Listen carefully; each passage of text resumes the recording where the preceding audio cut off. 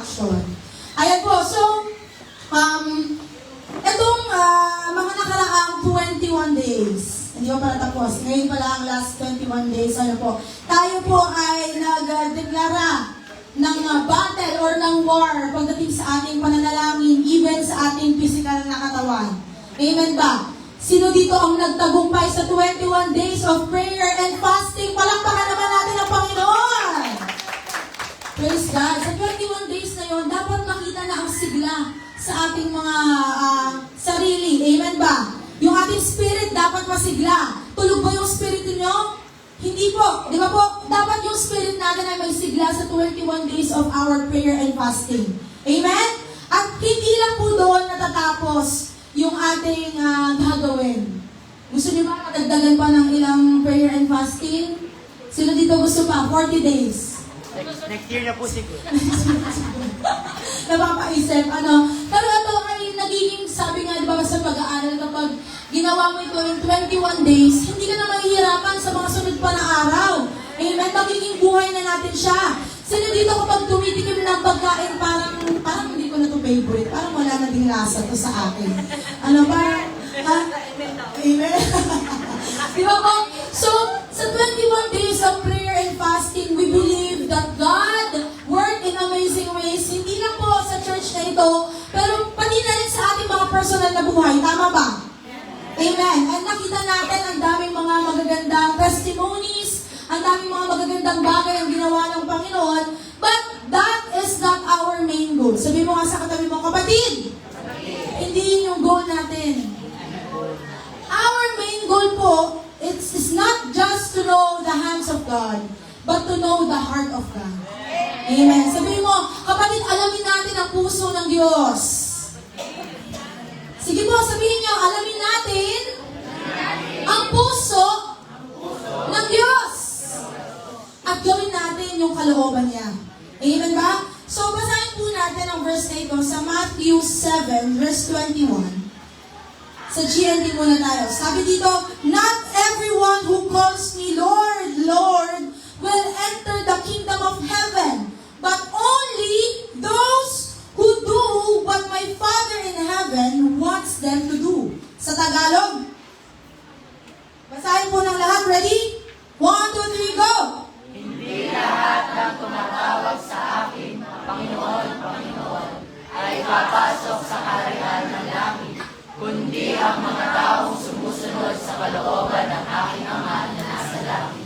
Okay, praise God for His word. So, napansin ba natin, ito yung ating declaration, arise and shine, open heaven generation. Di ba po? Pero, totoo nga ba talaga na tayo yung open heaven generation?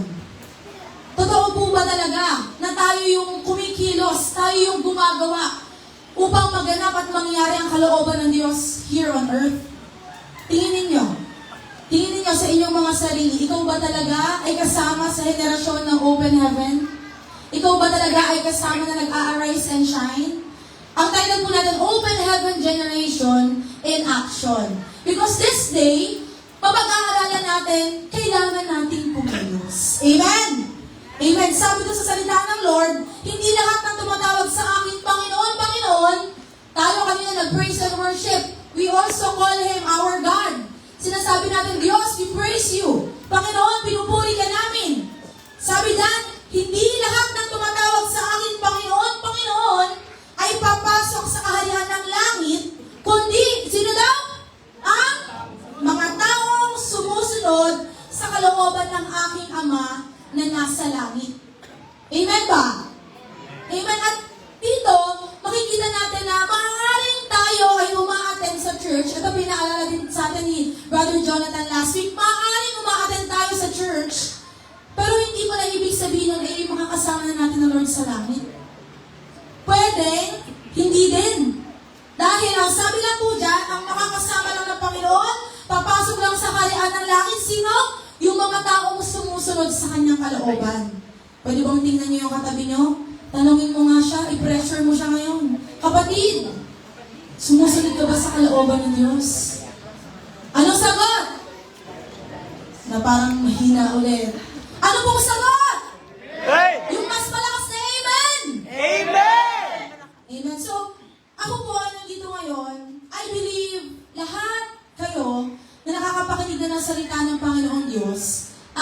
na-test and na-prove na sa inyong mga buhay na buhay ang ating Diyos. Amen. Tama ba? Na-prove nyo na sa inyong mga buhay na, yes, the Lord lives. Kasi bakit ba kayo pupunta sa church every Sunday? Bakit ba kayo magde-devotion? Bakit ba kayo a-attend sa ganitong gawain kung hindi nyo na-prove sa inyong mga sarili na buhay ang Diyos na inyong sinasamba? Amen? And right now, dahil tayo po ay nag-grow, ito na yung simula upang tayo ay magkaroon ng good pressure. Sabihin nyo nga sa katin mo, good pressure. Magandang pressure. Kasi kailangan nating malaman paano ba, after nating, alam ko lahat sa atin, nakaimbak na lahat ng mga tinuro ng ating pastor, nakaimbak din lahat ng mga pinag-aralan natin. Sino dito? Marami nang nabasa sa Bible. Book sa Bible, taas ang kamay. Marami na kayo nabasa book sa Bible, tama? Marami na din kayo naintindihan sa Bible, tama? Ngayon na yung oras para hindi lang ikaw ang umintindihan. At maraming tao pa ang masyaran mo ng salita ng Diyos. Amen ba? So, kaya din sinasabi, open heaven generation in action. Kasi dapat hindi ka tutulog-tulog. Sabihin mo sa katabi mo, dapat hindi ka tutulog-tulog. Gusto ko yung mas malakas na topic. Dapat hindi ka tutulog-tulog. Amen? Amen. Okay. Basahin natin ang Matthew 6 verse 33. Alam ko ilang beses na natin ito nabasa. Pero ito ay sa GNT naman na version. Sabi dito, instead, be concerned above everything else with the kingdom of God and with what He requires of you. And He will provide you with all these other things. Sa Tagalog, sabi diyan, ngunit higit sa lahat ay bigyang halaga ninyo ang kaharian ng Diyos at ang pamumuhay na ayon sa kanyang kalooban at ibibigay niya sa inyo ang lahat ng mga bagay na ito. Sabi diyan, kung babasahin natin yung sa GNT, be concerned. Ano bang ibig sabihin ng concern? Sino nakakaalam? Kapag concerned ka sa isang tao, for example na lang, nanliligaw ka, at concerned ka doon sa tao na yon, lagi mo siyang kakausapin, lagi mo siyang kakamustahin, na parang ninanamnam ang Feb 14, hindi mo namin i-celebrate, ayan, again, ang Hearts Day. So, lagi mo siyang i-check, lagi mo siyang aalamin kung okay lang ba siya, kumain ka na ba, nakatulog ka ba ng ayos, di ba? Ganun pag may concern ka doon sa tao, tama? Amen ba? Ganun tayo pag may concern tayo sa tao. And, makikita natin, mapapansin natin dito, sabi ng salita ng Lord, be concerned above everything else, higit sa lahat, sa pinapagawa ng Panginoon sa kanyang kaharian. Everything else with the kingdom of God. Are you concerned with the kingdom of God? Anong tingin niyo ang pinapagawa ng Diyos sa atin? Are we concerned? Alam niyo ba, napapansin ko dito, kapag pinag-uusapan sa church pag-action, or pag pinag-uusapan sa church evangelism, or pag-share at pag-aayag ng salita ng Diyos, parang tahimik lahat. Pansin niyo din yung sarili niyo? Pag napag-uusapan ng evangelism, parang tahimik tayo. Na parang nawawala yung concern. Nawawala yung tunay na pakinatin sa tao. Alam ba natin na kaya tayo nakakinig ng salita ng Panginoon Diyos para magkaroon tayo ng concern sa ibang tao? Para magawa natin ang kalooban ng Lord? Para kayong mga sinisilihan ngayon. Di ba? Na kapag pinag-usapan niyo yung evangelism, alam niyo ba bakit ko dito sinasabi? Noong isang araw, last week ata yun, nagkaroon ng meeting kasama ang aming mga pastor. Kasi yung nararanasan nyo ngayon, same ng nararanasan ng mga leaders. Nagkaroon ng meeting sa Balanga, binanggit ni pastor na, yes, okay na tayo sa discipleship, nakakapag-mentoring na tayo, pero ito nakakalimutan natin evangelism. Tapos lahat kami tahimik. Lahat kami wala ding imik. Kasi parang para sa amin, oo nga no, nakalimutan natin yung main purpose natin. Nakalimutan natin yung talagang pinapagawa ng Lord. Same ba na nararamdaman nyo ngayon? Kasi ganun yung naramdaman namin eh. Noong sinashare ni Pastor, last mentoring namin, we were reminded that alignment matters. It's okay that we have discipleship. It's okay that we have mentoring. Maganda yon, maganda sa isang church yon. Hindi lang yun nakakapagpadami, pero nakakapagpalago yun sa growth spiritually. Amen ba? Sino dito nasa dito na? Taas ang kamay, palakpak naman lahat ng ating mga dito students. Di ba from D1, nagle-level up kayo dito. At kalaunan sa pagtagal ng panahon, kung kayo ay mananatili sa pagiging disipulo, aabot ng D3. Di ba po? So, hindi natatapos yung discipleship, hindi na natatapos ang mentoring. Sa amin dati kasi naaalala ko, kapag natapos mo na itong ganito, okay ka na. Doon na lang. Doon na lang yun. Hanggang doon na lang. Kunyari, natapos mo itong, for example, natapos mo itong discipleship, okay ka na mag-minister. Kahit hindi ka na ma-mentor masyado. Pero dito, we are blessed. Amen? Tuloy-tuloy ang discipleship, tuloy-tuloy ang mentoring. Yung iba nga, tuloy-tuloy pati counseling eh. Di ba po? So, we are blessed with this church. Amen ba? Pinagpapala po ba tayo sa ginagawa ng Panginoon sa church na ito? Amen? And, napaalalahanan kami ng aming pastor, there has to be realignment. Sabihin nyo nga, realignment. Realignment, not just on inside, pero outside. Basahin nga natin, ano bang ibig sabihin ng concern? Pag sinabing concerned, you are caring, you are interested, and you are mindful. Ibig sabihin, may pakialam ka, ikaw ay interesado, at ikaw ay gising ang pag-iisip mo. Amen? Gising ba ang pag-iisip ng bawat isa ngayon? Okay lang, nag-gets ko yung feeling ninyo. Kasi gano'n na gano'n yung nafe-feel ko. Nung tayo na nag-share si Pastor, kaya sabi nila Pastor sa amin, lalo na sa Sapa, matagal na kayo nagla-life group. Ina-open na po namin ito sa lahat, para mas maging bukas po ito sa inyo. Kasi kailangan lahat tayo kailangan ng realignment. We as one church, we need to be awake. Kailangan magising ka bilang isang church. Kailangan magtulungan tayo. Hindi nga po ito kaya ng ating pastor lang. Gusto niyo ba yung pastor lang natin yung humahayo?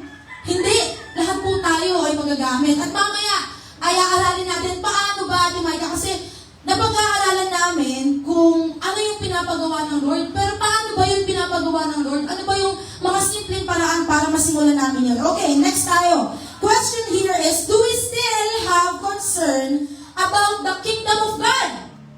Sagutin niyo yan, kahit kayo lang. Sa inyong mga notes, do we still have concern about the kingdom of God? Do we still, how about for others? May concern pa ba tayo sa ibang mga tao? Meron ka bang kasama ngayon na dinala mo sa church na unbeliever? Amen? Next, do we still seek the needs of the people? Inaalam mo pa ba kung ano yung pangangailangan ng ibang tao? O nakatingin ka lang sa mga pangangailangan na meron ka? Nung last namin na life group, naalala ko ito pinag-usapan namin. Minsan tayong mga Kristiyano, sinasabi natin that we are blessed. Tama ba? Sinasabi po natin na, blessed ako, pinag-ingatan ng Lord ang aking pamilya, nakakain kami 3 beses sa isang araw, minsan 5 pa, pero dahil prayer and fasting, 1 beses lang. Di ba po? Sinasabi natin na tayo yung pinagpapala. Pero gusto ko pong makita niyo yung isang perspective ng tunay na blessed. Nung dati sa Bible, sa Old Testament at sa New Testament, kapag kumilos ang Panginoon Diyos, kakaiba. Pasabog lagi kapag si Lord ang kumilos. Tama ba? Pag kumilos ang Panginoon Diyos, talagang may miracles. Turned water into wine. Nakita niyo yun? Di ba nagbabasa po tayo ng Bible, napapansin natin pag si Jesus na yung kumilos. Kakaiba. Sa atin ngayon, parang ang simple na lang nasabihin natin, tama naman, yes, we are blessed, nakakakain tayo, pero yung bagay na yun, basic na lang yun sa Lord. Yung mga needs natin na natatanggap natin, galing sa Panginoon, nakakakain ka ng maayos, pinag-iingat ka ng Panginoon, protektado ka ng Diyos, that is our basic needs. Ang kailangan makita natin, mamangha tayo sa tunay na kilos ng Panginoong Diyos. Yung talaga may miracles, may healings, amen? May transformation of lives. At yung bagay na yun, magagawa din natin through evangelism. Pansinin ninyo, naalala ko ito nung nag-share kami sa jail. Before, dati, nung una pa namin, nung una kong pasok, ang napapansin ko, hindi pa sila ganun ka lively, parang hindi pa sila masyadong nag-amen, ganun. Pero nung katagalan, sabay-sabay na sila, lahat sila, nag-amen. Lahat nakikita mo, unti-unti may dala na Bible, nababago ang buhay. What if hindi tayo nagpunta doon? What if hindi tayo nagpagamit sa Diyos? What if pinigilan natin yung ating sarili para i-share ang salita ng Diyos? Di ba po? I'm sure may gagamitin ng Panginoon, pero you, as a vessel or an instrument of God's blessing, hindi ba privilege yun na magpagamit ka sa Diyos? Amen po? Palagpakan nga po natin ang ating Panginoon. Okay. So, dito naman po, pag-aaralan natin yung pinakapuso ng ating Panginoon Diyos. Let's go to Jonah 4. Ito ay alam ko nabasa na ng lahat. Amen ba? Nalaman natin yung storya ni Jonah, kung paano niya tinatakasan ang call ng Lord to go to Nineveh. Sino dito alam na yung kwento ng yun? Kasi dati, di ba, nung hindi pa tayo nag-prayer and fasting, alam lang natin kay Jonah, kinain lang ng malaking isda. No? Pero nung tayo nag-prayer and fasting, mas naintindihan natin na palawak sa kaisipan natin na, ay, tumakas pala si Jonah. Kaya pala ganun. Ayaw ng Lord na hindi maganap at hindi mangyari yung kalooban niya. Kaya siya kinain ng malaking isda. Kasi ang sabi ng Lord, go to Nineveh, sabihin mo, alam ko na yung kasalanan na kanilang mga ginagawa. Warn them, inform them. Pero ayaw ni Jonah. Tama? Tandaan niyo yung kwento na yan. Ngayon basahin natin yung Jonah 4. Ito yung time na nakakawala na, no? Hinayaan ng Lord na makaalis na si Jonah dun sa loob ng malaking isda. Then, nung sumunod na si Jonah, kung mapapansin ninyo, doon sa pagpunta sa Nineveh, ang nakitang action, doon nga din nakita yung prayer and fasting. Tama? Nakita niyo yung ginawa ng hari. Bumaba siya sa kanyang trono. Tapos lahat, ultimo animals. Sinabihan niya, lahat tayo, fasting. Walang kakain. Damay lahat. Ano? Gusto niyo ba yun? Damay tayo lahat. Di ba? Pag sinabi ng hari, na gano'n ang gawin, gano'n ang gagawin nila. So lahat sila nagkaisa sila. Since ang Nineveh po, si Lord din ang nagsabi dyan sa Jonah, na hindi nila alam kung ano yung tama at mali. Kailangan mo silang i-inform. At even sa atin, marami ding tao ang hindi nakakaalam ng tama sa mali. Yung mga tao nakakausap natin, mga nakikilala natin. Kahapon nga may kausap kami ng asawa ko na nag-aayos ng aming gate. Tapos, naiintindihan ko, sabi ko, man, ganun pala talaga ang buhay. Kapag pala talaga hindi ka nakakilala sa Lord, ang hirap mo palang maintindihan yung wonders of the kingdom of God. Hindi mo maintindihan na may mas magaganda pang buhay na ibibigay sa iyo ang Panginoon Diyos. Ganun pala. Parang, tandaan niyo ba, nung mga panahon na hindi niyo pa nakikilala si Lord, okay lang sa inyo magmura. Tama? Okay lang mag-inom. Okay lang sa inyo na magpakalulong sa alak. Maging adik. Okay lang. Walang problema. Kasi wala namang Diyos eh. Pero nung nakilala natin si Lord, unti-unti nababago yung ating mga buhay. Hindi ko sinabing pagkarating nyo dito, instant, ay, yes, holiness agad. Hindi. Pero unti-unti tinatanggal ng Lord yung mga characters, mga attitude, mindset na hindi maganda. Tama po? Ganun yung nangyari sa atin. And we want that thing to happen to other people also.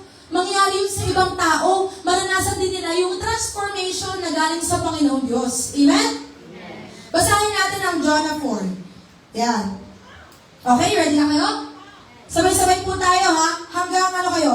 Hanggang 1 hanggang 3. Okay, ready? Mas malakas po ha, ito. Sabi ni, tatatandaan ko, sabi ni Pastor Wilbert, pansinin mo ang congregation kung talagang nakikinig sila. At kung talagang gusto nilang intindihin ang salita ng Lord. Pansinin mo, kung ayaw talaga nilang intindihin, ultimo yung pagpapabasa sa unahan, hindi nila babasahin. Pero dahil gusto nyo intindihin, you will read it aloud. Okay ba? Amen. Lahat ba? Sama-sama tayo. Ready po? Jonah 4, verse 1 hanggang 3. 1, 2, 3, go!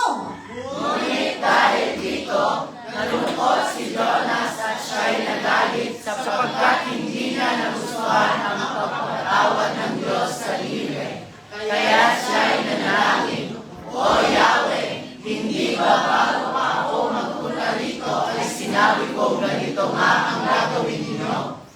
At ito ang dahilan kaya lumakas patungong Tarsis. Alam kong kayo ay Diyos na mababait at mapagmahal. Hindi madaling magalit at wagas ang pag-ibig. Alam kong lagi kayong handang magpatawad. Mabuti pang mamatay na lang ako. Yahweh, Mas gugustuhin ko pang mamatay kaysa mabuhay. Okay na, hanggang 3 lang tayo. Nakita niyo ba yung ang arte ni Jonah? Sabi niya, pasensya na kayo, minsan gano'n kasi ako mag-reflection, nilalagay ko ang arte ni Jonah. Sabi ba naman niya, mas gugustuhin ko na lang mamatay kaysa ang mabuhay. Noong una, kung mapapansin niyo, nalungkot si Jonah. Bakit siya malulungkot? Di ba sabi diyan, nalungkot si Jonah at nagalit sapagkat hindi niya nagustuhan yung pagpapatawad na ginawa ng Diyos sa Nineveh. Lord, ba't mo naman sila pinatawad? Sabi na yan ang gagawin mo kaya ayoko magpunta dito Kaya pilit tumatakas si Jonah Alam niyo kung bakit? Kilala ni Jonah ang Diyos. He knows the character of God. Pero, basahin pa natin, okay? O, tuloy nyo, sa 4 hanggang 7. Go. Sumagot si Yahweh. Sa lakas. Ano ang kinagagalit mo, Jonas? Pagkasabi nito, lumakad si Jonas papunta sa silangan ng lungsod at naupo. Gumawa siya ng isang silungan at doon hinintay kung ano ang mangyayari sa lungsod. Pinatubo ng Diyos na si Yahweh sa may tabi ni Jonas ang isang malagong halaman na nagbibigay ng lilim sa kanya. Labis naman itong ikinagala ni Jonas. Ngunit kinabukasan, ang halaman ay pinasara ng Diyos sa isang uod at ito'y natuyo. Sumikat ng matindi ang araw at umihip ang nakakapasong hangin. Halos mahilo si Jonas sa tindi ng init. Kaya sinabi niya, mabuti pang mamatay na ako. Hindi natin ulit siya. Ako na magbabasa. Sinabi sa kanya ng Diyos sa verse 9, dapat ka bang magalit dahil sa nangyari sa halaman? Sumagot siya, opo, nagagalit po ako. Galit na naman si Jonah. Gusto ko nang mamatay. Gusto na naman niyang mamatay. Sinabi ni Yahweh, tumubo ang halamang iyon, lumago sa loob ng magdamag at namatay kinabukasan. Kakaiba na yung halaman, yung pinakita ng Lord sa kanya. Wala kang hirap dyan, ngunit nalungkot ka nang iyan ay mamatay. Ako pa kaya ang hindi malulungkot sa kalagayan ng Nineveh? Ito ay isang malaking lungsod na tinitirahan ng mahigit na 120,000 taong hindi alam kung ano ang mabuti o ang masama. Yan yung sinasabi ko sa inyo kanina. Ang Nineveh, hindi nila alam ang mabuti. Hindi nila alam kung ano ang masama. Bukod pa sa maraming kawan. Kung mapapansin nyo dito, balikan natin ang verse 2. Yan. Kanina di ba binasa natin? So, naiintindihan natin, si Jonah, he knows the character of God. Paano natin nasabi na he knows the character of God? Sabi dito, alam kong kayo ay Diyos. Saan niya sa Miss Ata yun? Alam kong kayo ay Diyos na mahabagin at mapagmahal. Alam daw ni Jonah na siya'y mapahabagin at mapagmahal, hindi madaling magalit at wagas ang pag-ibig. Alam kong lagi kayong handang magpatawad. Kilala ni Jonah ang Diyos. Pero, bakit ko sinabi kanina? He doesn't know the heart of God. Alam lang niya kung paano kumilos ang Diyos, pero ang puso ng Diyos para sa Nineveh. Nakita niyo yung halaman? Ang Diyos ang nag-create ng halaman.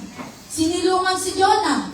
Natutuwa ba siya nung una? Akala niya parang, ipanig na ulit sa akin ng Lord. Pero, biglang nawala. Na almost parang mahilo na daw si Jonah sa init. Nakita niyo yun? Tapos tinanong siya ni Lord, dapat ka bang magalit dahil sa nangyari sa halaman? Ganun din yung response ni Jonah dun sa mga tao na hindi naman siya ang nag-create. Nakita niyo yung love ng Panginoon sa tao? Sino dito nilikha lang ng kung sino? Hindi, di ba? Tayo lahat ay nilikha ng Diyos. Amen. Alam niyo po, meron ako napanood na Christian movie. About siya sa evolutionarism, or at creationism. Nagkaroon ng debate about sa evolutionary at creationism. Sabi dun sa evolutionary, dahil daw ang dami ng mga scientifico ang nag-aaral about sa pagkakalikha sa tao, galing daw tayo sa mga apes o mga unggoy. Tignan nyo nga yung katabi nyo, galing ba yun sa unggoy? Apo. Galing daw tayo sa mga apes o mga unggoy. Tapos, yung Christian na nakipag-debate, sabi niya doon, hindi siya naniniwala. Nakasaad sa Bible, lahat tayo ay nilikha ng Diyos. Nakawangis niya. Amen? Ngayon, ang sinasabi nung lalaki sa evolutionary, yung professor, sabi niya, magbigay ka nga sa akin ng pruweba na nalikha tayo ng Diyos. Napag-aralan sa science na lahat ang ating katawan ay composed of cells. Yan, pinag-aralan niya, may mga proof kami na pwede ipakita, sabi ng evolutionaries. Tapos, sabi naman nung may isang dumating, sabi niya, papatunayan ko sa'yo na hindi kaya ng kaisipan ng tao ang kaisipan ng Diyos. Sabi niya, tinanong niya, saan nga tayo galing? Sabi mo, ang ating katawan ay binubuo ng cells. Tama, napakinggan niya kanina, ang ating katawan daw binubuo ng cells. Sabi niya, saan galing yung cells? Paano ginawa yung cells? Saan nagmula yun? Hindi makasagot yung professor. Di ba siguro niya naaaral yun? Imagine, ang tao, pilit niyang iniisip na sila ay mula daw sa unggoy. Sabi pa nung isa, yung lola mo ba, unggoy? Yung great-grandmother mo ba, unggoy? Tapos na siya. Ano sinasabi mo? Na parang siya inaakusahan, unggoy yung pamilya ko. Sabi mo, galing tayo sa unggoy. Bakit hindi mo pa rin naisip na hindi ka naman talaga unggoy? Hindi ka galing sa unggoy. Yung ninulong mo naman, hindi unggoy. Tapos nabuksan yung pag-iisip nila na oo nga tama, meron ng Diyos na buhay na lumikha sa bawat isa sa atin. Amen po. Maraming tao ang gusto pong makipagdebate. At marami din sakit ng ulo yung ginagawa nila. Pilit pa nilang inaaral. Scientific, experiment ang ginagawa nila. Pero hindi nila maprubahan. Saan nga naman galing yung cell? Sino gumawa nun? Di ba po? Even sa ating mga buhay, minsan, ganun yung nangyayari. Minsan, maraming beses, kina-question natin ang Panginoon, di ba? Pag kunyari may nangyari ng problema, sinabi dito yung last time ni Kuya, may nangyari ng problema sa'yo, agad mo kina-question ng Diyos. Pero sa atin po, na mga nilikha ng Diyos, nakatulad dito ni Jonah, minsan may ganun tayo ang attitude. Tinatanong natin ng Lord, alam natin na gagawin niyo ng Panginoong Diyos, ayaw, walang compassion si Jonah. Nakita niyo, walang compassion si Jonah. Gusto niyo bang maging katulad ni Jonah? Na kailangan pang ipakita sa inyo ng Lord, bakit tumali ang mga tao yan? Nilikha ko yan. Babalik ang Lord, lahat ng God, yung John 3:16, for God so loved the world. At binigyan niya yung kanyang bugtong na anak para sa iyo at para sa akin. And who are we para ipagdamot yung kapahayagan ng Diyos? Yung gospel. Amen po? Sabi dito sa 2 Timothy 2, verse 3 to 4, basahin ko, makibahagi ka sa hirap tulad ng isang mabuting kawal ni Kristo Jesus. Ang isang kawal ay hindi nagiging abala sa mga bagay na walang kaugnayan sa pagiging kawal. Sa halip, sinisikap niyang mabigyan ng kasiyahan ng kanyang pinuno. At inahilan tulad yun sa atin. Sino ang ating pinuno? Sino ang ating great God, our great manager? Sino ang naglikha sa bawat isa sa atin? Walang iba kundi ang Diyos. At sabi niya, huwag kang magbigay ng ang isang kawal hindi nagiging abala sa mga bagay na walang kaugnayan sa pagiging kawal. Hanggat hindi pinapagawa ng Diyos, huwag mong gawin. And ngayon, alam niyo ang nangyayari ngayon? People are distracted. Do not be distracted. Sabi mo nga sa katabi mo, do not be distracted. The time is now. Alam niyo kung paano tayo nadidistract? Nadidistract tayo, for example na lang ito, binaba ng ating pastor, prayer and fasting. Kasunod nito is evangelism.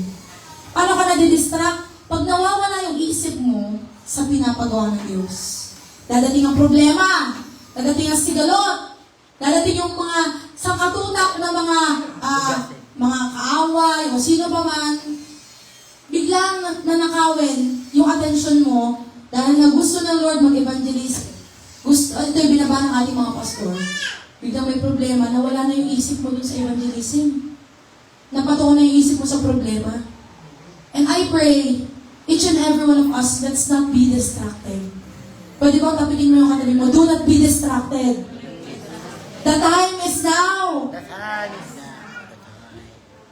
Sabi dito ni Miles Monroe, the closer you are to God, you get to love who He loves. Sa mga oras na papalapit at palago ka ng palago sa pag-ibig ng Diyos. At nararanasan mo yung pag-ibig ng Diyos. Kung sino mahal ng Diyos, mahal mo din. Kaya nga ang Lord, hindi siya namimili eh. Mamaya pag-aaralan natin yan. So, lahat ng bagay na ito, lahat ng inaral natin, even sa life ni Jonah, alam natin ang lahat ng bagay na ito. Nakaimbang na ito sa atin. Amen? Pero pansinin po natin yung ating mga sarili. Makinig kayo maigi. Pwede ba kayo tumingin dito sa unahan? Pansinin mo ang iyong sarili. Ito yung tanong ko. Have you ever thought or studied in the Bible or even searched in the internet kung paano ka mag-evangelism? Kung paano mo sisimulan yung pakikipag-usap sa tao at magsisimula ka ng conversation patungkol sa Diyos? Sino dito nag-try na mag-search ng ganun? Bakit? We're selfish. That's the reality. Selfish tayong mga tao. Ang sinesearch natin, pinamata ko sa asawa ko. Minsan kasi ang sinesearch natin, paano ba magluto ng dinakdakan? May boyfriend na kaya si Catherine Bernardo. Yung pagbagay na gusto mo na malaman, pang walang kabuluhan, yun sinesearch mo sa Shopee or sa Lazada, charger Android. Yung mga bagay na para sa'yo lang, para sa sarili mo lang, ikaw lang nagpa-benefit. Pero dumating na ba yung time, inalam mo, inaral mo sa Bible, paano ba talaga ako makakapaghayag ng salita ng Diyos? Paano ko ba talaga mas mapapalapit pa ang ibang tao sa Diyos? Paano ba ako makikipag-usap ng casual na conversation about Jesus sa ibang tao? Nagawa niyo na ba yun? Nagawa na ba natin yun? Sino dito ang aamin? Hindi pa niya nagagawa yun. Hindi pa niya talaga naaalam. Nagawa niyo na po? Sino dito? Taas sa kamay. Aamin. Hindi pa niya nagagawa yun. Amen. Hindi natin yung nagagawa. Nakatingin tayo saan? Sa needs natin. Nakatingin tayo sa kung ano yung mga dapat nating tapusin para sa buhay natin. Mga personal needs. Alam niyo ba kapag ginawa natin ang kalooban ng Diyos, sabi doon sa Matthew 6:33, all these things shall be added unto you. If you have concern in the kingdom of God, you don't need na mamroblema pa. Pwede ka magbigay magalat ng time. Ito yung para sa personal ko na buhay. Ito yung para sa Diyos. Ito yung para sa ministry. Let's learn how to manage. Alamin natin kung paano ba, Lord, turuan mo kami to have dominion here on earth. At hindi lang yung para sa sarili lang natin yung iniisip natin. Amen po ba? Amen. Alam niyo ba, bakit kayo nakakilala sa Lord? Kasi may mga tao na hindi nila iniisip mo kanilang sarili. Para mapuntahan kayo, magabayan kayo, higit sa lahat yung ating mga pastor. Amen po. Nakita nyo, sinashare nga ni Kuya Atan last time, na isa daw siya sa dahilan, bakit nagkakaroon ng lost hair ang ating mga pastor. Na bakit namang problema ang ating mga pastor? Kasi may mga counseling, naging kinakausap. Imagine kung hindi nagpagod ang ating mga pastor. How's the church? Amen? Imagine kung wala sa inyo ang ginamit para makasama yung katabi nyo dyan ngayon. Kamusta ang pamilya nyo? Kamusta ang inyong mga kamag-anak? Amen po? Okay, move on tayo. Paano ba? So, paano ba nabuhay si Jesus? Paano ba niya na-share yung gospel? Sino po ang nais makaalam pumalakpak ng malakas sa Panginoon Diyos? Yan, pag-aralan natin. Number 1, sobrang simple. Kumilos si Jesus. Amen? Yun ang kanyang ginawa.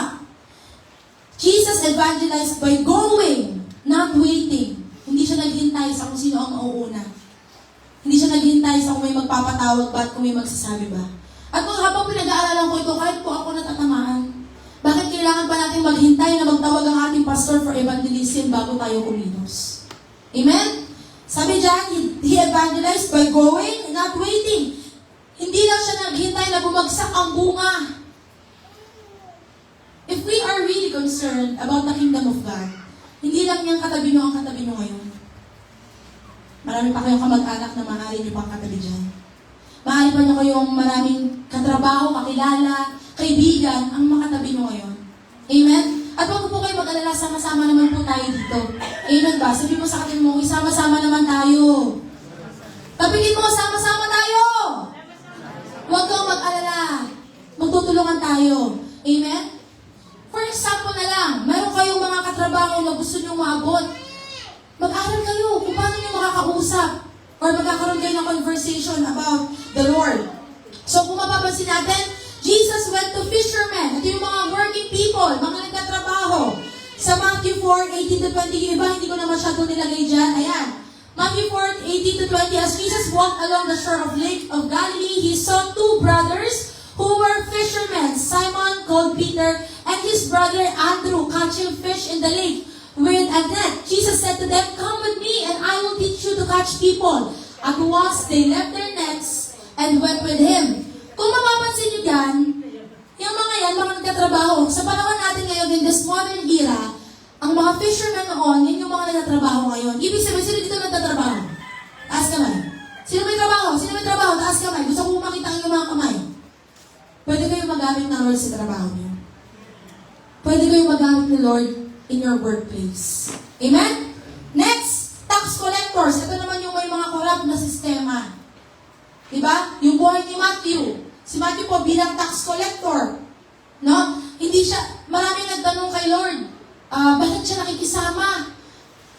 Sabi ni Lord, I'm not pleased with animal sacrifices, pero mas napiplease ako yung sa buhay na talagang inaalay. At talaga, itong mga tax collector na to, talagang nung nag-share ng gospel sa kanila, nakinig talaga sila.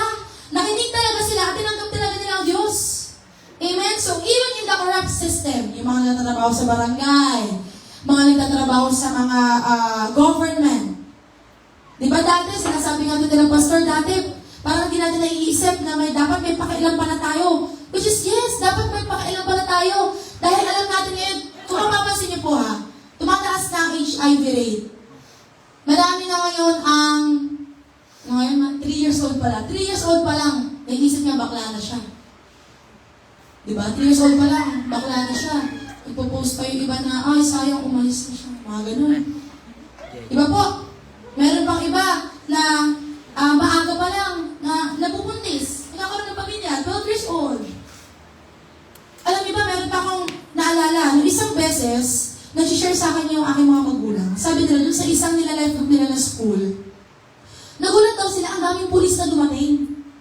Yun pala, meron nang ginagamit ngayon ang mga tiga-Iran, Pakistan, na platform which is Roblox. Roblox. Ginagamit pa pala ng mga yon ang platform ng Roblox para yung mga bata ay pumatay ng mga teacher. Merong parang na-access sila at nakita doon sa school na yon. Sa kalambalang to ha, nakita doon sa school na yon na yung mga batang ito, may mga nakakausap at pinupush sila na pumatay ng teacher. Nakita niyo kung gaano nakasira ang mundo? Nakita niyo yung ginagawa ni Satanas sa kaisipan ng mga tao? Even yung mga phone, yung pagiging addict sa cellphone. Sabi nga, minsan yung kamay mo, sanay na magpupunta sa Facebook, di ba? Nakita niyo yung ginagawa ng mundong ito sa kaisipan ng bawat isa? Amen? Ganun nakasira ang mundo. And kung wala tayong gagawin, kung hindi tayo magiging katulad ni Jesus na kumilos, masasayang po yung pinapagawa sa atin ng Panginoon. Amen ba? Palakpakan niya natin ang Lord. Next, yung mga prostitutes. In modern age, ito yung mga social outcasts. Yung mga sinasabi nila ng mga nasa kalsada lang, yung mga aba, mga mahihirap. Minsan kasi, ang pinupuntahan lang natin, yung gusto natin makausap, yung mga sosyal. Diba? Pag gusgusin na, uhugin na, uuhugin naman yung batang yan, huwag na yan. Di ba po? Pero, I praise God, sa TTC family, wala namang ganon. Amen? Kahit uhugin pa yan, kahit sira-sira pa ang damit nan, bibigyan pa ng damit. Ito nakakatawa, meron akong nakita na isang youth, hindi siya naghahayag ng mga ginagawa niya, hindi niya sinasabi yung ginagawa niya. Tapos nakikita ko na lang bigla siya nagbibigay ng damit dun sa mga bata.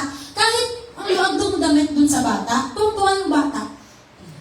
Nakakatawa po, even tayo, amen, lahat tayo ay ginagamit ng Panginoon. At isa pa, meron din pala akong praise report. sa kung paano paraan tayo ginagamit ng Lord. Ngayon po, ang atin pong San Bartolome na pledges ay umabot na po ng 11,500. Palakpakan natin ngayon. Praise God, at tayo ginagamit ng Panginoon. Amen ba? Amen. Sadness din dito yung mga samahan, yung mga taong nire-reject ng lipunan. Yung mga sick, demonized, forgotten, yung mga alam nila na wala nang kumakausap sa kanila, wala nang nakakaalala sila, dapat din yung mga taong i-reach out natin. Amen?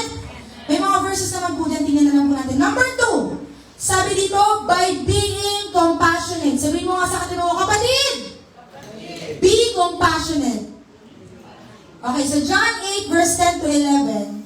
He straightened up and said to her, where are they? Is there no one left to condemn you?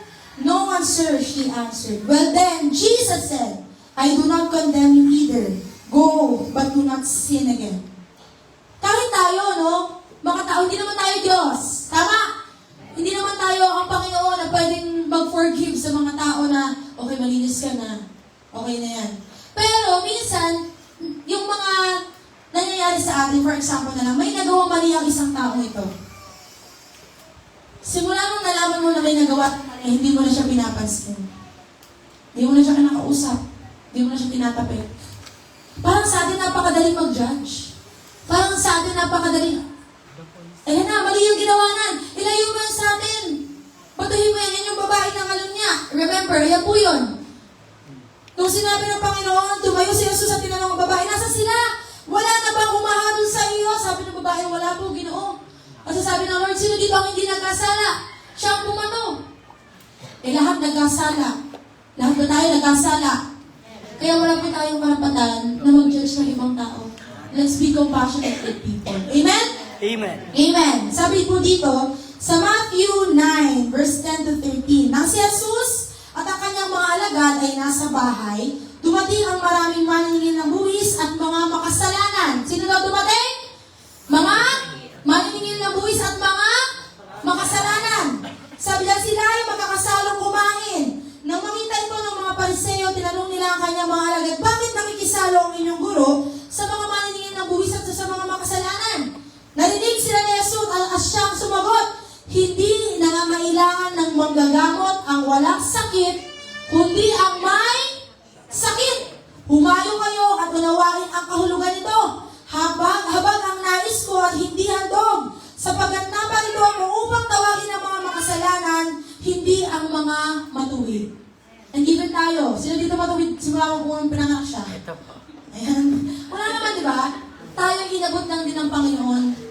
At palakpakan naman natin ang ating Panginoon Diyos dahil patuloy na tayo inaabot.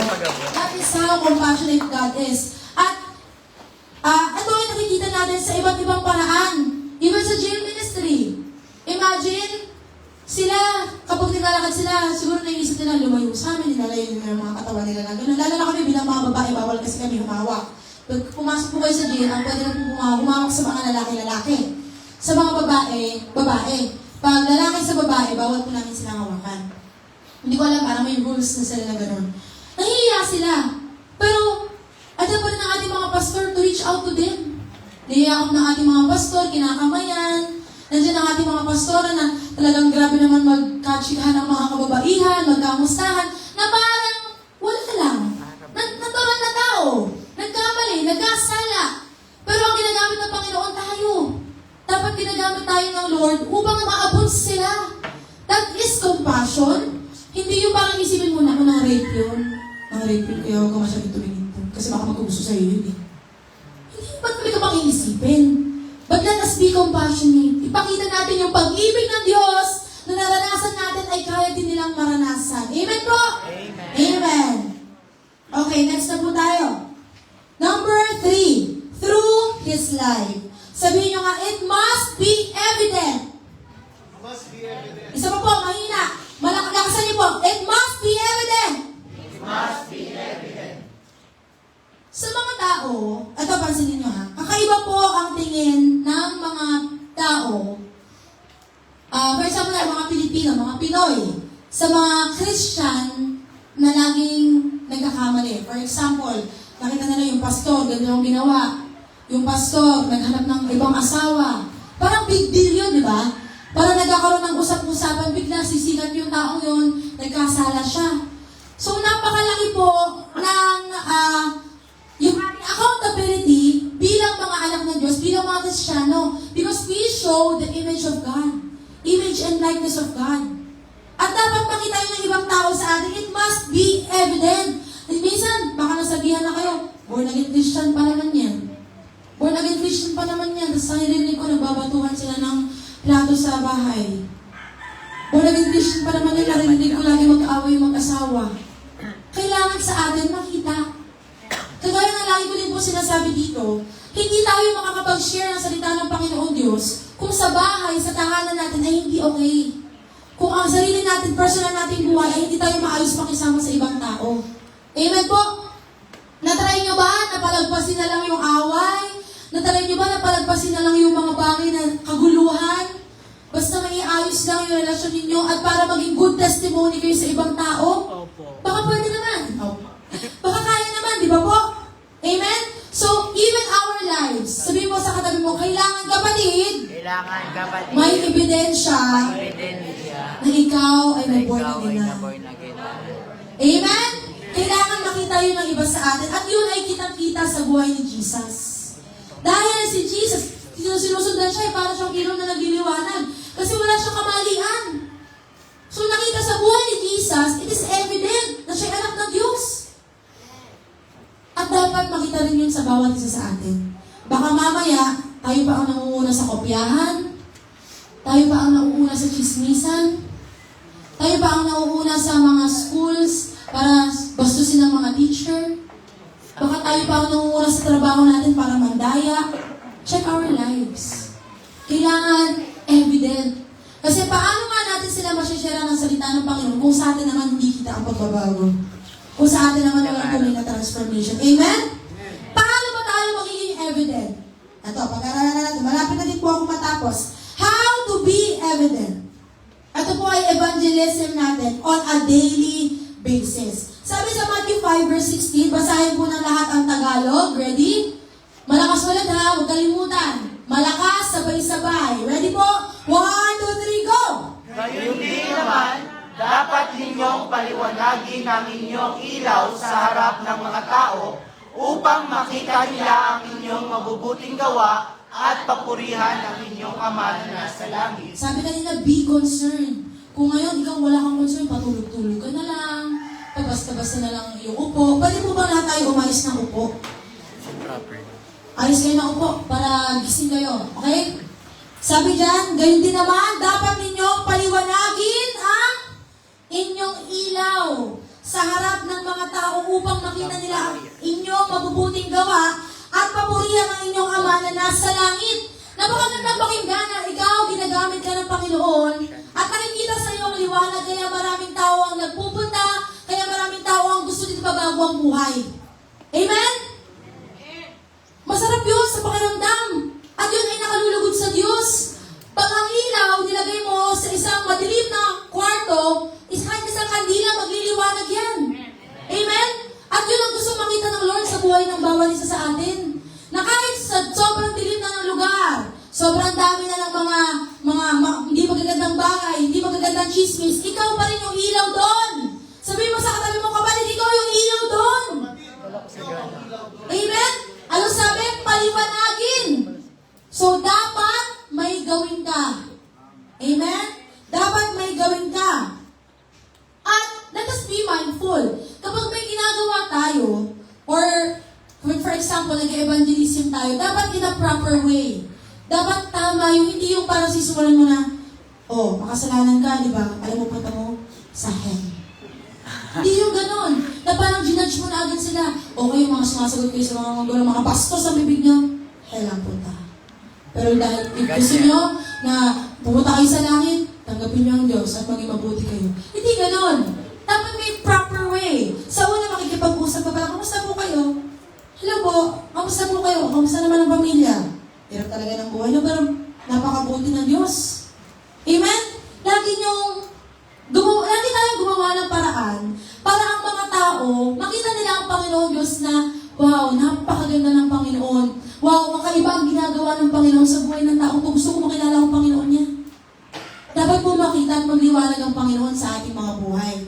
Again, dapat may gawin ka. Amen po? 1 Peter 2 verse 12. Sabi dito sa Tagalog, mamuhay kayo ng maayos. Ang simple na lang ha. Mamuhay kayo ng maayos sa gitna ng mga hentil upang kahit na paratangan nila kayo ng masama, makikita nila ang inyong mabubuting gawa at magpupuri sila sa Diyos sa araw ng kanyang pagdating. Na kahit anong gawin ng ibang tao sa'yo, okay lang. God is good pa rin. Ito pa rin ang aking response. Kailan ko ba napakinggan yun? Makikita yung na to, at intimacy. Sabi nga ni Elaine, makikita mo talaga ang buhay ng isang tao kung siya ay malago na sa Panginoon dun sa kanyang response. Sa response niya. Kapag may nagalit sa kanya, may umaway sa kanya, ano ba ang response mo? Aawayin mo din ba agad? Makikipagsuntukan ka din ba agad? Makikipag-away ka ba? Hindi. Ano ang response mo? Love pa din from the Lord. But, with wisdom. Hindi pwede, grabe na yung sinasabi sa'yo, pero ikaw hindi ka pa rin gumagawa ng paraan na maayos. Amen ba? Amen. Sabi dyan, mamuhay kayo ng maayos sa gitna ng mga hintil para wala ka silang masabi sa'yo. At para mas malugod ang Panginoon. Yung blameless na buhay. Amen? Napakasarap mabuhay ng blameless. Na pag umarap ko sa Lord, Lord, opo, tapat ako, ginawa ko po yung kalooban ninyo. Amen ba? Sino gusto dito nais mamuhay ng ganung buhay? Yung pag umarap siya sa Lord, Lord, opo, matapang ako, ginawa ko yung kalooban mo, Panginoon. At ayaw natin dumating yung time na magsisi tayo na hindi natin nalugod ang Panginoon Diyos. Amen po? Palakpakan nga po natin ang ating Panginoon. Ito yung laging pinapaalala sa akin ng aking tatay. Pag kunyari, may mga bagay na hindi maganda na nangyayari. Anak, isipin mo lang lagi, what would Jesus do? Ano kaya ang gagawin ng Panginoong Jesus kung siya yung nasa sitwasyon mo ngayon? Isipin mo palagi, ano ang pinapagawa ng Panginoon sa iyong buhay? Number 1, how to be evident, living a Christ-like example. Sabi dyan, your daily actions reflect your faith. Being kind, honest, patient, and forgiving can speak louder than words. Tama naman. Di ba po? Mas okay na ipakita mo na ginagawa mo ang isang bagay kaysa sabihin mo para makita nila yung sa inyo. You will live as Christ-like example. For example na lang, may isang kapitbahay na nagpapatulong sa iyo, simpleng bagay lang naman, tulungan mo. May isang kapatid na nagpapatulong sa iyo mag-aral ng ganito, matalino ka naman sa math, tulungan mo. Di ba po, may mga simpleng bagay na pwede kang gamitin ng Panginoon Diyos. Number 2, having conversations about faith naturally. Sino dito nahihirapan makipag-usap sa ibang tao about their faith? Yung aamin. Ay wala, ay wow, lahat pala, kaya-kaya na.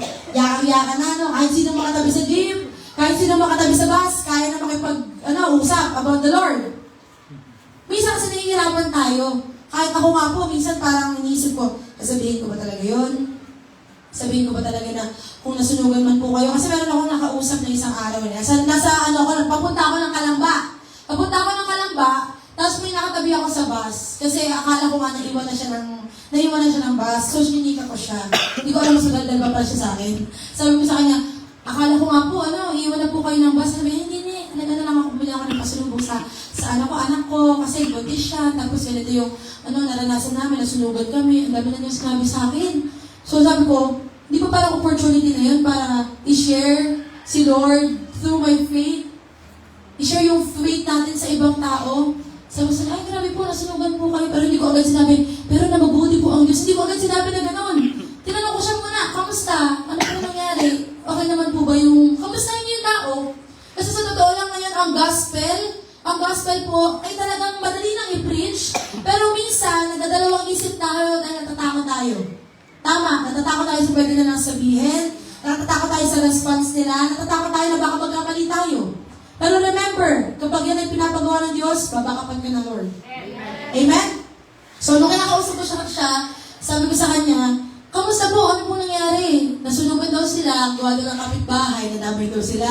Grabe daw talaga, kaya daw ang balak na lang daw niya is tumaya na lang daw sila sa loto para naman daw baka daw sakali na mabalik yung kanilang lahat ng lahat ng kanilang mga napaghirapan. Sabi ko sa kanya, ganun po ba? Ako, sa loto po kasi wala din po tayong kasiguraduhan. Pero po, ako po, i-share ko po sa inyo sabi ko sa kanya. Pero talaga, ang dami beses sa isip ko, Lord, sasabihin ko ba? Di ba may gano'n? Naranasan niyo ba yun? Lord, sasabihin ko ba to? Lord, parang nahihiya ako, baka anong masabi niya. Pero sabi ko sa kanya, actually po, ako po ay naniniwala na mas kaya ng Lord na ayusin ang buhay po natin. Tapos sabi niya, alam ka na, born again ka no? Born again ka no? Na parang alam nila, pag born again, may boldness na mag-share ng Word of God sa kahit saan. So, kayo po, born again po. And, ang naisip ko nga po dyan, dapat po ma-check nyo din po muna kung safe po ba lahat. Sabi ko, uuwi nga ako ngayon para ma-check namin kung baka kasi may namatay. Sabi ko, ay, huwag naman po, sana may namatay. Kasi wala daw siyang balita dahil nalobat ang kanyang cellphone. Di ba mga nanay, na laging lobat, di ba? Natural na sa mga nanay, nalobat yung cellphone niya, alam ba niya nasunugan sila, pero kailangan niya umuwi. Dire-diretso talaga yung pagsasalita niya. Tapos sinabi ko sa kanya, alam niyo po, parang po mas makampante po kayo. Mag-pray po tayo. Nasa bus kami, nag-pray kami. Pinag-pray ko na, Lord, hindi ko po pinag-pray na, Lord, nawa po, walang namatay o kasi baka mamaya, sinasabi ko lang sa kanya ng Lord, hindi siya siya, walang namatay, pero baka mamaya may namatay, lalo pang lumayo sa Lord yung tao. Diba? So, i-check mo din maigi yung sasabihin mo. Kapag mag-evangelize ka, hindi ka para dapat yung basta-basta magsalita. Dapat i-check mo yung tao. Ang pinalangin namin yun, yung kapayapaan nagmumula sa inyong Panginoon, maranasan ng taong ito. Hanggang sa naikwento na niya yung buhay niya. Gusto ko lang naman magpahinga sa bus. Pero dahil nasimula na yung chikahan namin, ayun, nagka-sharing na kami about sa Lord. Dati daw, umaatin na daw siya ng church. Pero napastop. Maraming tao ngayon, umaatin na sa Christian church, napastop. Alam niyo kung bakit? Kasi nakita daw niya dun sa taong nagsasalita sa unahan na nakikipag-away. Hindi na daw siya umatan. Nakipag-away daw yun. Yung tao na nagsasalita sa unahan, hindi niya nga sinabing pastor o leader o wala siya sinabi. Pero yung nakita niya kasi sa unahan, imagine kayo, yung mga nagagamit ng Lord sa unahan lalo na, yung mga nagagamit ng Lord sa church, even outside and inside the church, kailangan yung buhay natin, makita na tayo ay liwanag. At tayo ay parang katulad ni Jesus. Na nung naraman niya na nakipag-away yung taong yon, sa bayaw daw niya, hindi na siya umaten. Nakita po natin, meron talagang mangyayari kapag yung buhay natin hindi nagkaroon ng ebidensya. Amen po. At huwag naman nawa, sabihin mo, hindi ako yung magagamit para umalis ang isang kapatiran. Amen. Amen po ba? So, ganun kasimple. Magkaroon ka ng conversation about your faith naturally. Hindi mo naman sasabihin na buksan mo po ang iyong Biblia, basahin natin hindi ganun agad. Kamustahin mo muna, magkaroon ka muna ng relasyon dun sa tao. Number 3, serving others. Yan, acts of service can be a powerful way to show God's love. Sino dito ang nakaranas na makilala ang Panginoon Diyos in a way na nalaman niya, may concern sa kanya ang ating pastor, may concern sa kanya yung mga leader doon sa church, may pakialam yung mga leader sa church kung mga anak na yung anak nila, o kaya naman may pakialam yung mga tao sa church kung sila ay ngayon ay hindi nakakapag-ayos ng pag-aaral, tinututuran ba ng mga nasa church. Yung may act of love.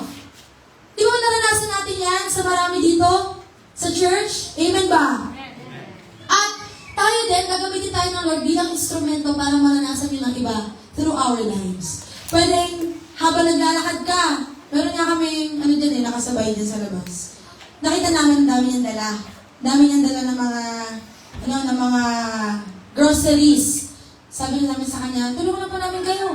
Tinulungan namin siya. At alam niyo na sabi niya, mahal talaga ako ng Diyos. Dahil nasa simpleng pagtulong sa pagbuhat ng groceries. Baka kasi maging instrumento ka upang makita ng ibang tao na sila ay mahal ng Diyos. Amen? And kailangan, tayo, busy tayo. Hindi tayo lagi nagsi-cellphone, doon lang tayo nakatutok. Pero pag kunyari, nasa kalsada ka, tumingin ka sa paligid mo. Sino ba yung tulungan? Sino ang kailangan abutin? Matatandaan ko, Ako po kasi mahilig akong bumili ng mga pagkain na yung ibibigay po sa yung mga namamalimos. Ayoko kasi na magbigay ng pera.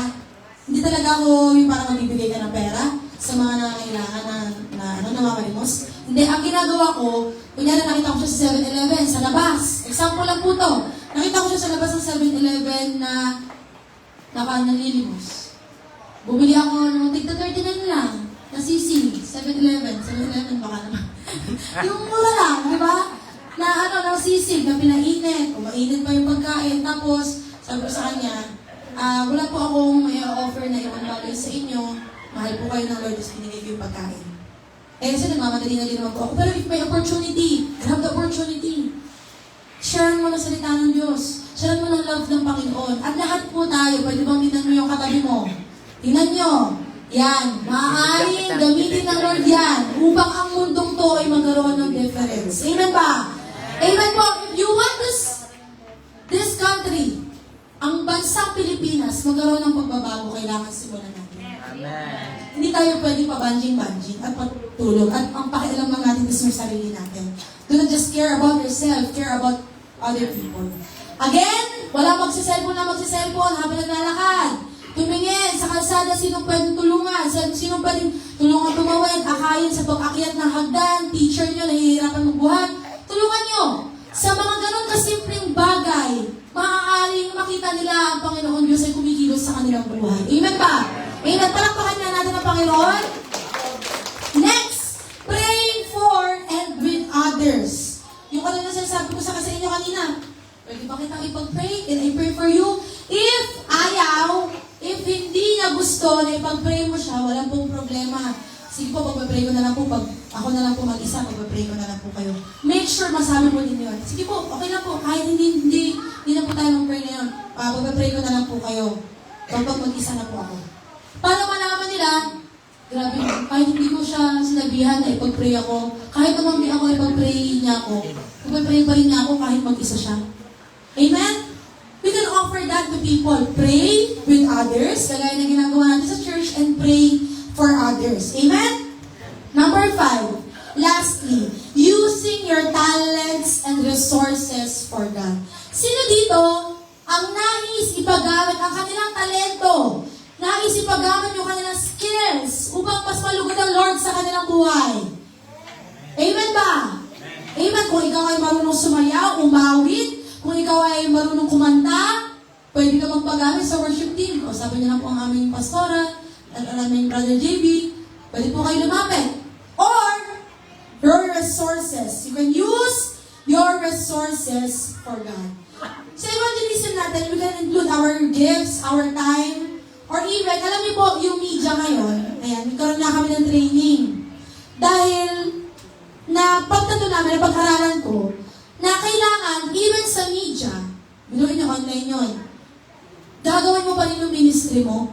Do not just do ministry, but do what God is telling you to do dun sa ministry na yun. For example, sa media, hindi namin sasabihin na come join us lang. Pero magpo-post din kami ng mga post, paano ba yung how to pray, or ano ba yung mga ipapakita natin na mga how to read your Bible. Talagang gagawin mo yung ministry mo. Kaya ngayon, dapat bawal sa atin, sa kahit anong parte ng ministry, hindi na lang basta sumasayaw, pero do it for the Lord.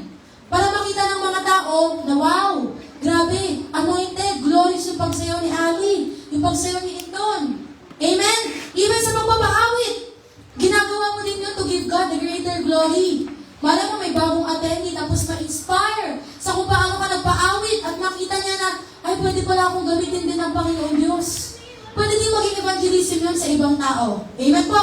And yung ating resources for the Lord. Basahin natin ang Luke 8. Again, lahat po ay magbabasa. Ready? Sige, sulat nyo muna. Luke 8, verse 1 to 3. Okay na po. Pagtapos sa isulat, lahat magbabasa. Ready po? And 1, 2, 3, go! Pagkatapos nito, nilibot ni Jesus ang mabayan at ang nayon sa paligid. Nangangaral siya at nagtuturo ng magandang balita tungkol sa kaharian ng Diyos. Kasama niya ang 12 at ilang babaeng pinagaling niya sa masamang espiritu at sa kanilang mga karamdaman. Si Maria na tinatawag na Magdalena Mula sa kanya itong demonyo ang pinalayas. Si Juana na asawa ni Kusa, na katulad ni Herodes, si Susana at marami pang iba. Tinustusan ng mga ito mula sa sarili ng ari-arian ang mga pangangailangan ni Jesus at ng kanyang mga alagad. So kung makikita niyo dyan, si Maria, si Juana, at si Susana. Kung mabasa niyo yung unang part, ang kasama ni Jesus yung mga disciples. Tapos meron itong mga pinagaling ni Jesus, inayos ng Panginoon Diyos sa kanilang buhay. Lahat ba dito, inayos ng Panginoon ang inyong mga buhay? Amen. Anong sabi dyan? Ginawa ni Maria, ni Juana, at ni Susana, tinustusan ng mga ito mula sa sarili nilang ari-arian ang mga pangangailangan ni Jesus at ng kanyang mga alagad. They used their own resources. Ayos, meron akong pinakita niyo ng picture. Yan. Ayan, at ako po yung magpo-promote. So, kung makikita niyo po, meron na ngayong bagong box ang ating Kingdom Care Ministry. Palagpakan naman natin ang Lord. So, bakit po kayo sinabihan ito? Ito po ilang beses na natin pag-uusapan. Tama?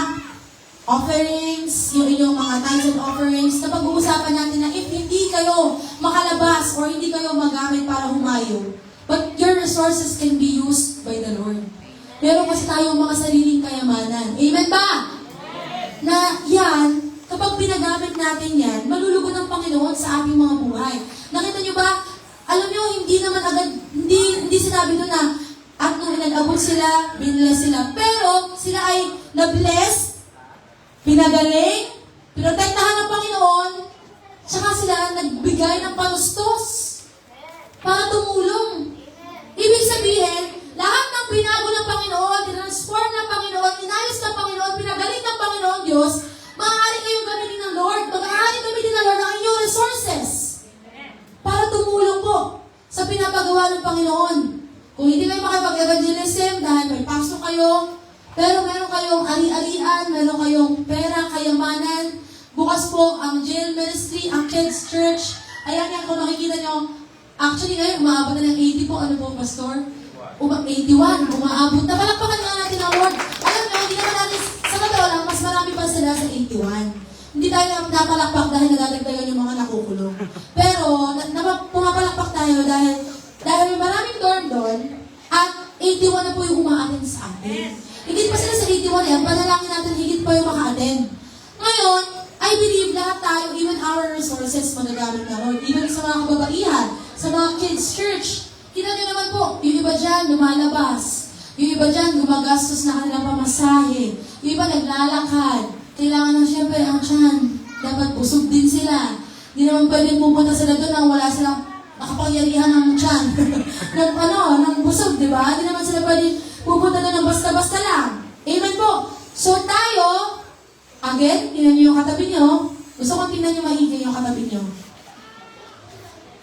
Mahalin po tayo gamitin ng Lord, even our resources to give God the greater glory. At marami po hindi lang souls, people of God, ang mabago. Kung mapapansin nyo, pag yung mga yan, dahil nag-i-invest tayo, ito naman yung katotohanan na nag-i-invest tayo ng buhay, panahon, pera natin sa kanilang mga buhay, hindi magtatagal pag nakalaya yung mga yan na-attend sila sa church. At marami pa po tayong mga tao ang may involved to serve the Lord and to give God the greater glory. At ang buhay ninyo ay maaaring gamitin ng Panginoon. Palakpakan nga po natin ang ating Panginoon Diyos.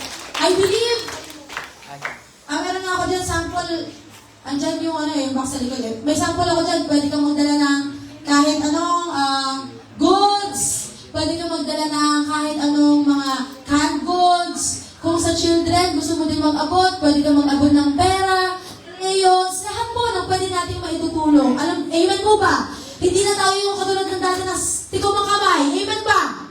Amen. At doon nga po ako talagang nabibless sa church na ito dahil kaya ko na sinabi ko sa inyo kanina, 11,500 na po ang nasa TGC San Bartolome na pledges. At ang lahat po ng mga tao dito ang patuloy na ginagamit ng Panginoon Diyos. Palakpakan natin ang Lord. Napakabuli ng Panginoon, and I'm really glad na kayo po ang aking mga kapatiran, no? Na patuloy na hinahayaan din ng yung iba kasi lumalapit, iba nga naka-envelope pa yung mga inaabot nila eh. Talagang prepared. Amen? At yun ay hindi lang kami bilang mga leaders, hindi lang po ang pastor ang nagagala, pero higit sa lahat ng Panginoon. Na makiisa tayo sa mga ganitong paraan upang mas mabless ang church at upang mas lumawak pa po ang kaharian ng Panginoon here on earth. Amen po? Palakpakan natin ang Panginoon Diyos. So, here's the question. Are you making a difference? Are we contented with our daily life routine? Kasi lahat tayo, may mga kanya-kanyang buhay at may mga kanya-kanyang routine sa buhay. Let's not be contented. Huwag tayong hanggang doon lang. Lahat po tayo, hindi nyo pwedeng sabihin na ikaw ay, ikaw ay taga-upo lang. Ikaw ay pinagkalooban ng Panginoon Diyos, ng ating hari, to have dominion here on earth. Kaya hindi pwedeng ganyan lang. Hindi pwedeng basta-basta lang. Tabihin mo ng aalog yung katabi mo. Hindi pwedeng basta-basta tayo. Ang hina. Isa pa po, hindi pwedeng basta-basta tayo. Amen? Lahat makaka-join sa evangelism? Mahina. Lahat ba makaka-join sa evangelism?